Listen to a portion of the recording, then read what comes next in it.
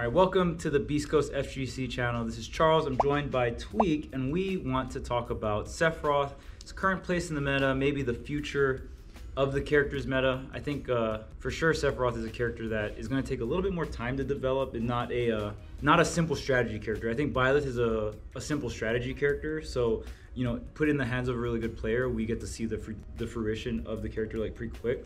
I think Sephiroth is a little different though. What's your opinion on that? When it comes to Sephiroth's game plan, I would say technically it is simple, but there's like so little room for error, and the startup of all of his moves make it really hard to pinpoint, is this a situation where I should press a button or not? And most of the time, I think you shouldn't be pressing much. Okay. Like I think his best tools in neutral are empty movements. Yeah, in terms of actual moves, 99% of the time it isn't a sword move. In a lot of matchups, if the character can like keep up in terms of speed. I actually talk about this a lot. I actually don't consider him a sword character. I consider him, an easy comparison is like, I think he's less like Lucina, but more like Link. So he can be a sword character once there's something on the table to justify it, but in neutral, he's usually doing his moves that aren't sword moves. Side B, nair, grab. Right. Little bit of shield pressure is there. Now I'm gonna do a forward air or back air. You know, maybe I have some sort of conditioning to believe you're gonna jump. Maybe I'll do a sword move. Right. But you don't just start swinging right off the bat. And I think that's what makes him really misunderstood currently, especially people who play Sephiroth from what I watch. Right. Yeah, and it's so hard because I feel like with Byleth, you have like that nair that's really active. Right? Yeah, it's kind of similar. Like, it's not a sword move because Byleth uses like multiple weapons, right? Right. And probably not a coincidence that Byleth is not using the sword moves in neutral either. They're using it after establishing some sort of, like they're winning in some way, whether they're hitting them or not. Like they have some sort of advantage, and then they start swinging the real sword move. So in your opinion, what is like holding back Sephiroth currently in the meta, and what do you think are the steps that Sephiroth players need to take moving forward, right? Like for me, I think matchups where it's like, you know, Sephiroth can just die right when getting wing or getting before getting wing. I think that's a huge flaw that the character can suffer against, right? You get the KO on Sephiroth around like 80-90%, they get wing, or even just before that with an early Gamp. Sephiroth doesn't really get to be like the DLC character he wants to be. And then I think moving on in the future, I think one of the biggest developments is going to be footstool dare. Yep. If your shield becomes a threat of Sephiroth, I feel like the character becomes really good because I think the character has like a good dash, right? And with a really good dash and a really good short hop, and you have a really good like threat out of shield, I think that's going to be one of the biggest things that really propel Sephiroth into the future of the meta. Yeah, when it comes to that, footstool out of dare is extremely important, if not like the most important thing, but it really sucks when it's like, despite it being amazing in terms of frame data, it's also your only really good out of shield option that's gonna definitely punish things you think it'll punish. Right. Like I think a footstool out of shield option is so nice when you also have other options. Yeah. And it makes it so stressful when you're playing Sephiroth knowing like, if I don't footstool out of shield, I can't keep up. And if I miss footstool out of shield, I die for it. So it sucks that you don't have any room for error or anything else to work with. You don't have the Steve insurance. Like, still there. It's like there's a situation where it's like I possibly could footstool out of shield this, but I'm gonna go for nair, and you already know the nair is gonna get shielded, and the situation is gonna repeat itself. It's so hard. I think Sephiroth's issues are frame data is obvious, right? Everyone talks about that. I think his hitbox activity is really tough. Once again, that leads me to talking about in your advantage state, I actually think some of his better moves aren't sword moves because they're either more frame trappy because they're not as laggy and they're faster, or they're more active. Like down tilt's one of my personal favorites in advantage state because characters like to neutral air dodge into the ground against Sephiroth because they get below him during the startup of his moves, and they usually avoid it and get a punish. Yeah. So it's really hard. One, down tilt's really good at that because you can like run this way, pivot, do it the other way, catch the neutral air dodge, put him back up in the air, and you're racking up the damage, and you want to get them high enough to where when they're burning a resource higher in the air, so you have time to start up your up airs and your back airs. Right. But if they're like not high enough in the air on any stage, you can't swing first.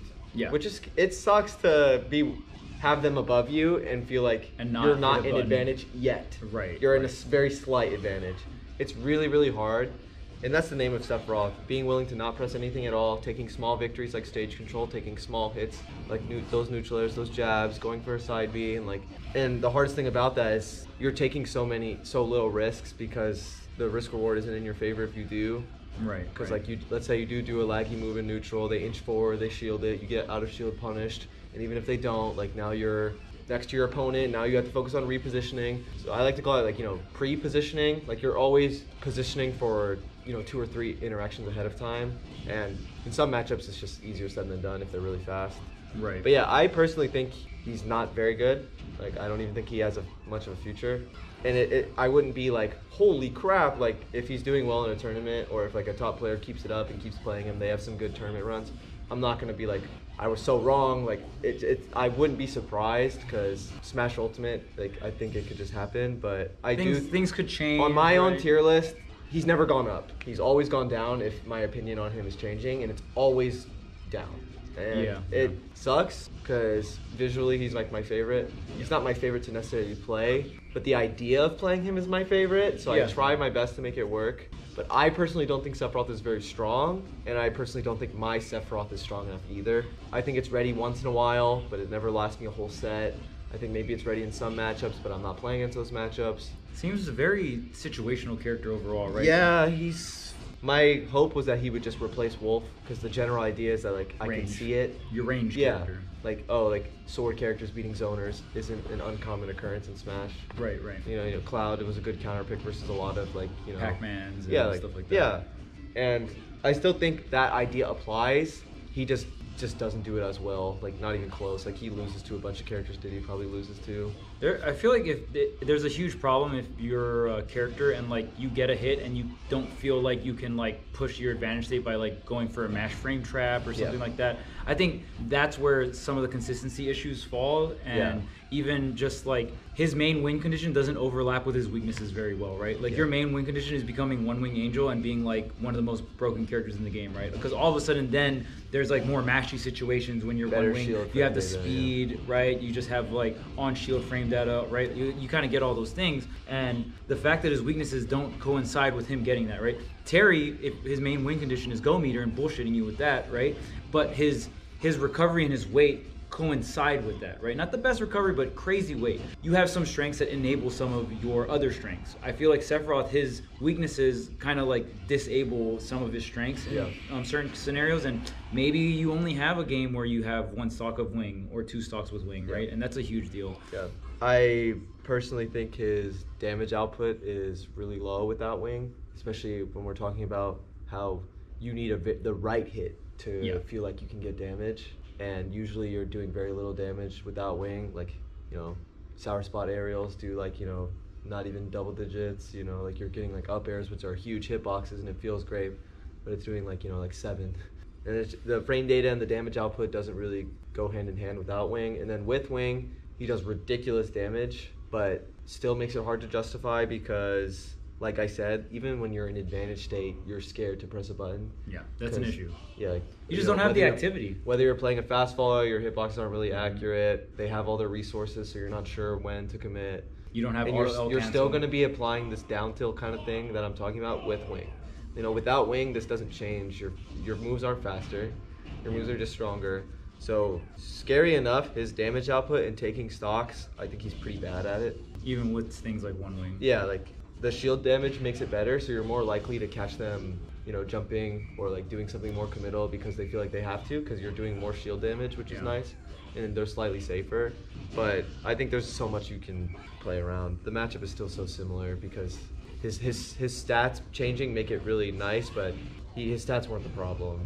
And I think even just like a lot of things we're talking about kind of are around neutral and advantage state, except off stage, right? I think the biggest plus of Sephiroth, one of his biggest strengths, is edge guarding with fair and counter. And I just don't feel like that aspect of his gameplay, it is very strong. He's probably one of the best.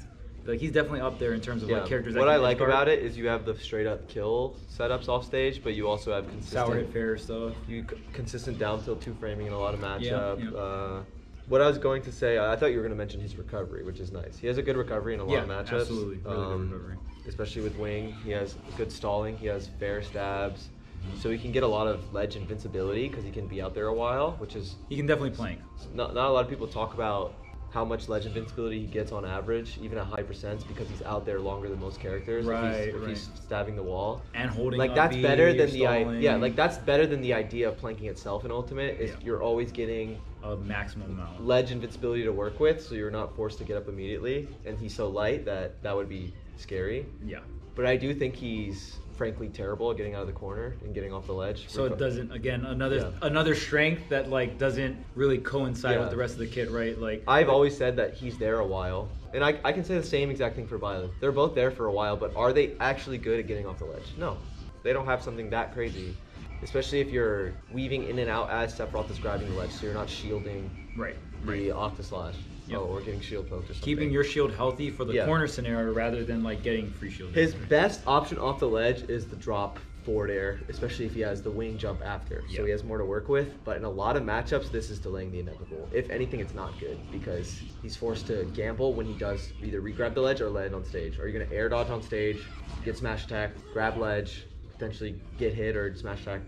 So like, if those two gambles don't hit them and let you get back on stage, he's pretty terrible at getting off ledge because of his size and weight. And the same thing goes for when he's ledge trapping someone. I think his ledge trapping is genuinely bad. Mediocre. You don't have meaty hitboxes. Yeah, you have hitboxes to hit people, but never kill. In terms of reactionary ledge trapping, down tilt's good. Grab, like traditional stuff. Forward tilt is pretty hard to nail on normal getup. Like possible, but like I heard that even offline, it's technically not a reaction.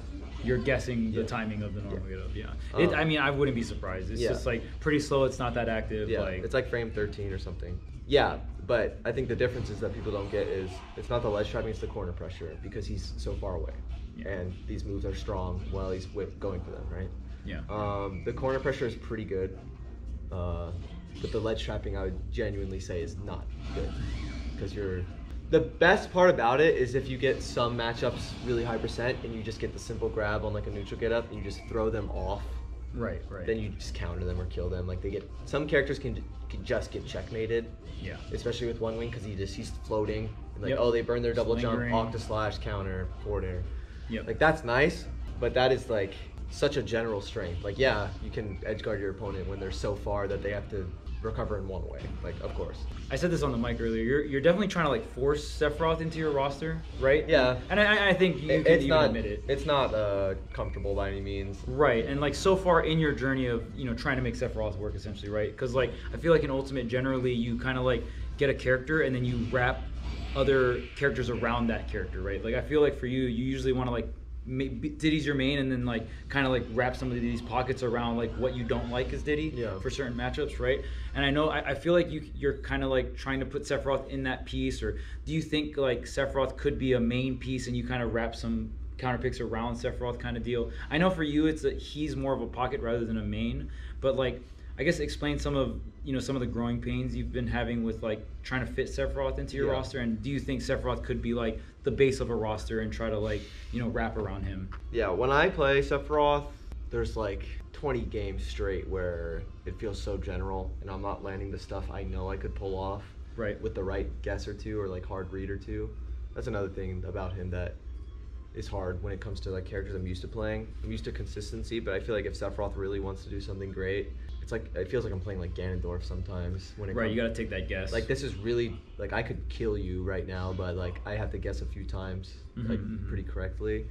And that's what keeps me coming back to him though. That's the funny part. Right, like the serotonin of like I hitting that. I get the great clip, I get a shadow flare, and I guess right a couple times during it, and I capitalize off it, and I get more shadow flares, or I kill them, and like you feel like the best player in the world. That vortex that happens once in a while. Right.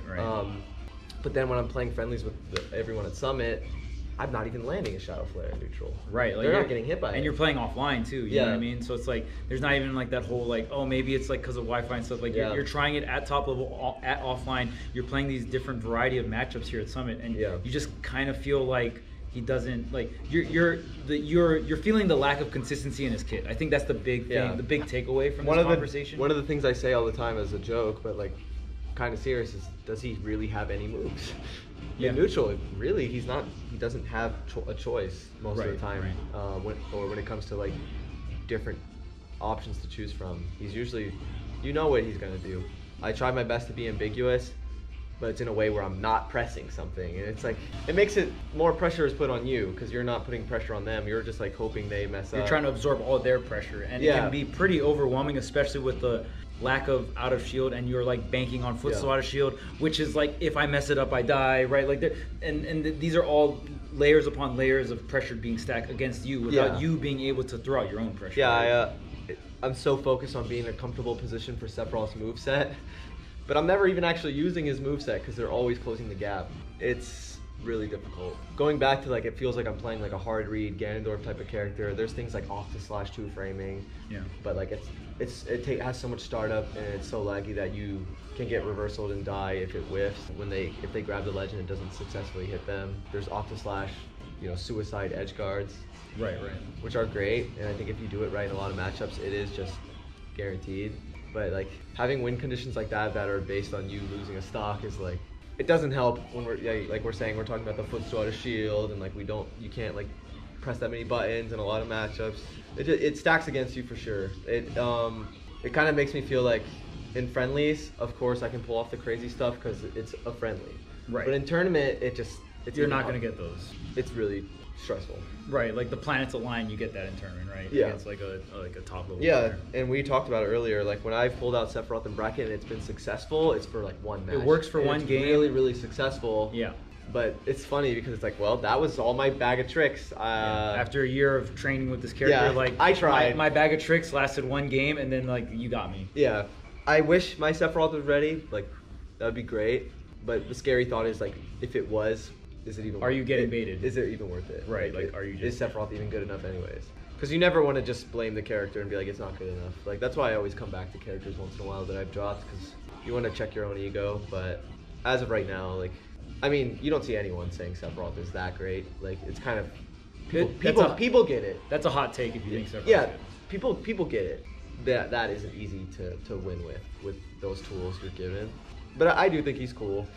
Yeah, absolutely. He's really fun. He's really cool. He's dope. He's in the game. Like almost feels like a waste to not play him because he's in the game. And it's one of those things where if you see a player being successful with Sephiroth and winning a match, like they're working hard for it, and you can't help but think that's cool too. Every time when I'm watching Sephiroth, as someone that plays Sephiroth and practices him all the time, when I see a Sephiroth player, even do a couple successful interactions, not even like winning matches, I'm like, yeah, I know, like that was hard. You had to be super surgical about that. I wish I could play him, but I don't know. It's probably grim. not. It's looking grim, yeah, for sure. Well, I mean, so that was pretty much our TED Talk, or our conversation about Sephiroth. I always talk about this too. Don't ever feel like it's wrong to like throw out your opinion on Smash and change it, right? Me and Tweek thought this character was potentially top 5, top 10. We've gone back and forth. I've gone back and forth on Sephiroth like 2 or 3 times. Yeah. Your opinion changes. You get to see certain of these tools flesh out, and I think that's the beautiful thing about Smash, right? Yeah. It's an ever evolving meta game. So many characters that like we thought were bad are actually good, or characters that we thought was good are actually bad, right? Or inconsistent, or what have you. Just learning more about the game. But it's fun having you on here, Tweek. Thanks for talking about Sephiroth, and we'll see you guys in the next video.